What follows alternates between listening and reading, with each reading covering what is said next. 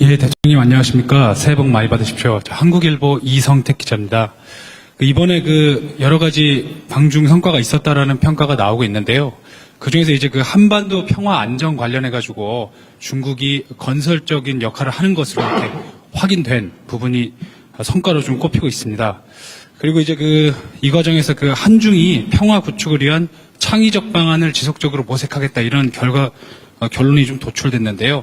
어떤 창의적 방안을 좀 생각하고 계신지 그게 또 한 가지 궁금하고요. 또 이거 연관된 질문인데 이번에 한중 정상회담 결과에서 한반도 비핵화 관련해서는 언급이 나오지가 않았습니다. 그래서 이걸 두고서 오히려 북한을 대화의 장으로 이끌기 위한 전략이라는 평가도 있고 아니면은 중국의 한반도 비핵화 의지가 후퇴됐다 이런 상반된 평가도 있는데요. 비핵화가 공식적으로 거론되지 않은 이유 그리고 두 정상께서 한반도 비핵화 관련해가지고 어떤 인식을 좀 모으셨는지 들어보고 싶습니다. 정상 간의 대화의 가장 중요한 부분은 구체적 사안에 대한 해법 이런 것도 있겠지만 더 중요한 것은 신뢰죠. 시 주석께서도 그런 말씀을 하시더군요. 말은 쉽게 할 수 있다. 행동은 쉽지 않다. 제가 그거 자주 하는 얘기이기도 하죠. 말이야 누가 못합니까? 다리라도 따다 줄 수 있지만 결국은 신뢰는 그렇게 쉽게 말로 확보할 수 있는 게 아니다. 한중 관계의 가장 기본적인 과제는 신뢰 회복이라고 생각해요. 정말로 상대 국가를 또 상대 국가 국민들을 인정하고 존중하느냐. 막 혐오하고 증오하면서 무슨 대화가 되겠습니까? 거래야 있을 수 있겠지만 거래는 누구나 할 수 있죠. 그러니까 대화하고 소통하고 서로 존중하면서 쌍방이 모두 도움되는 일을 찾아가는 것은 그렇게 쉬운 일은 또 아닙니다. 국가 간 관계라고 하는 것도 차이가 있지요. 다른 점도 있고 서로 마음에 안 드는 점도 있고 또 공통의 과제도 있고 또 서로 함께 좋아하는 점도 있겠죠. 그러나 그 차이들은 좀 줄여나가고 또 갈등적 요소는 또 최소화하고 이해하려고 노력하고 또 상대의 입장을 존중하고 또 공통으로 추구하는 가치들에 대해서는 또 함께 힘써 노력하고 또 이러다 보면 관계는 개선이 되겠죠. 큰 방향이 어긋나는 쪽으로 가느냐 또 함께하는 쪽으로 가느냐 이 방향이 중요하지 않습니까? 그 방향에서 제일 크게 영향을 미치는 것은 결국 정상 간의 신뢰 그리고 아주 근본적으로는 각국 국민들의 마인드겠죠. 싫어하는 마인드를 갖느냐 아니면 공감하고 존중하는 마인드를 갖느냐 중요합니다. 저는 한국과 중국이 정말로 떨어질 수 없는 이웃이고 우리 입장에서 보면 중국은 세계 최대 거대한 시장이죠. 좀 무한한 가능성을 가진 땅입니다. 거기를 왜 우리가 배척합니까? 거기를 빼놓고 뭐하러 저기 멀리 가서 고생합니까? 물론 먼 곳도 버릴 것은 아니지만 가까운 곳에 저 거대한 가능성 잠재력을 방치하거나 아니면 심지어 배척할 필요는 없죠. 국가 지도자가 그런 행태를 보이면 국민들이 고생하지 않습니까? 기업들이 고생하죠. 그래서 이번 정상회담에서는 한중 간의 신뢰 회복 또 한국과 중국 국민들 간의 우호적 인식, 공감을 좀 확대하는 데 중점을 뒀다는 말씀을 드리고 그 점에서는 매우 큰 성과가 있었다고 생각합니다. 당연히 한반도를 중심으로 한 평화와 안정은 중요한 의제이죠. 당연히 아주 긴 시간 깊이 있는 논의를 했습니다. 그러나 이게 우리가 있는 얘기를 모두 대외적으로 공개를 하는 게 바람직할 때도 있고 또 그게 불필요한 오해를 낳을 수도 있거나 이렇기 때문에 일부만 얘기하는 겁니다. 한반도 평화와 안정이 이제 중국에게도 매우 중요한 관심사라는 점은 당연히 공감했습니다. 우리 대한민국 입장에서도 국가 존속의 문제, 또 대한민국 성장 발전에 크게 영향을 미치는 중요 의제인 건 또 명백하죠.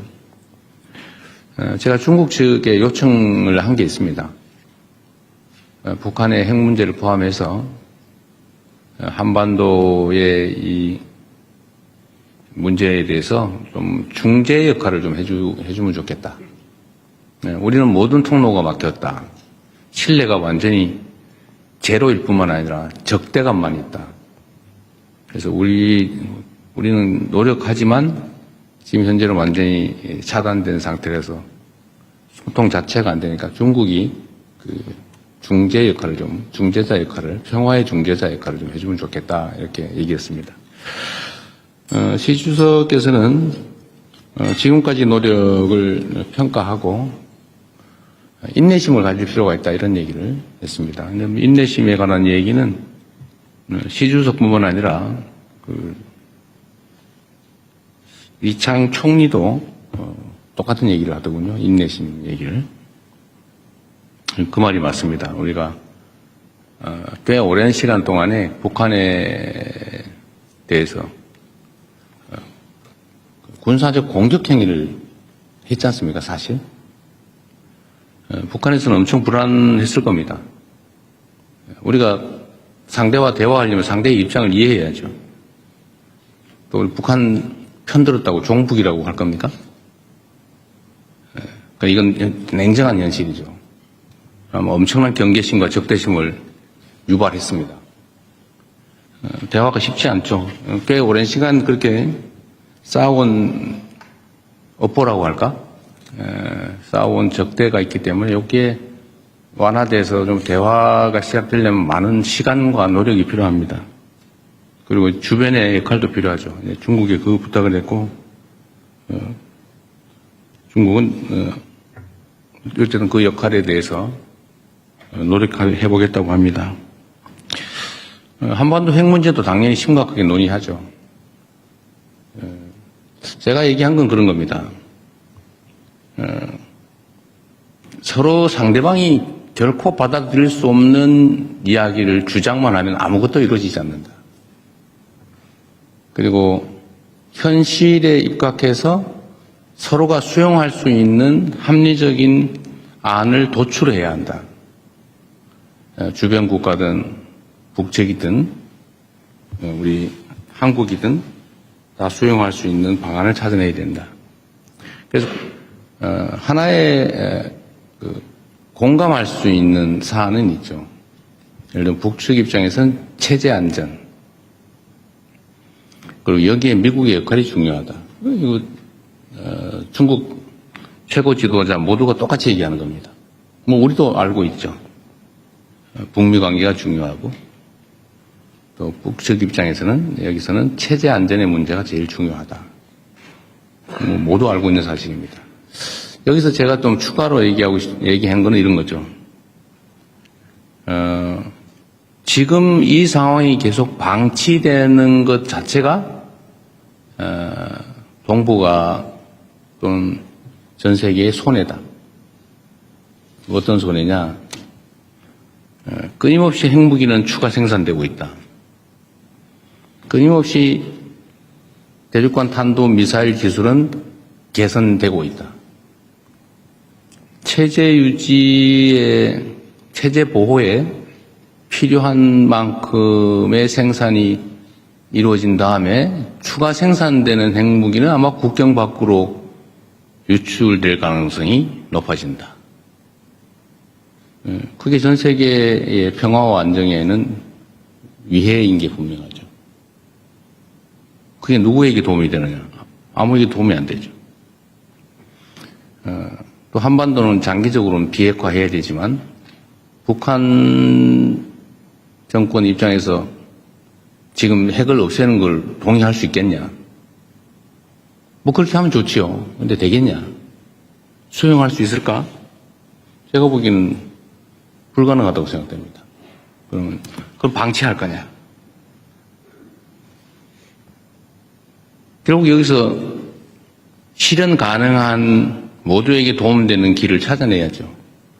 그래서 중단하는 거, 현재 상태에서 중단하는 거, 추가 생산을 하지 않고 국외로 핵물질을 반출하지 않고 더 이상 ICBM 개발을 하지 않는 것만도 이익이니까 그 이익을 포기하는 보상 또는 대가를 지급하고 일단 할 수 있지 않냐.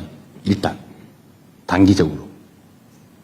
그리고 여기 어느 정도 되면 중기적으로 좀 감축해 나가자. 그리고 좀 길게 봐서 한반도, 핵 없는 한반도, 이거는 포기하지만 말아야 한다. 장기적인 목표로. 그래서 이 단기, 중기, 장기 목표를 가지고 우리가 접근해보자. 이때까지 맨날 얘기했던, 우리가 제안했던 안이죠. 이 점을, 이 진정성에 대해서 북측에 좀 충실하게 설명을 해달라라는 부탁을 했습니다. 그렇게 끊임없이 또 시간을 갖고 노력해봐야 되겠죠. 안 하는 것보다 나으니까. 또 해야 되니까. 이런 점에 대해서 중국 측에 공감이 있었다는 말씀을 드립니다. 정말로 많은 노력이 필요해요. 그리고 여기에는 우리 대한민국 국민 여러분의 또 인내와 이해도 필요합니다. 여기에 자꾸 정략적인 이유를 붙여서 자꾸 흔들고 발목 잡고 이러면 아무것도 안 됩니다. 점점 더 상황은 나빠질 뿐이죠. 상황 개선을 위해서 좀 힘을 모아주시면 좋겠다는 말씀을 드립니다. 네, 뭐 중요하고 복잡한 의제에서 말이 좀 길었네요.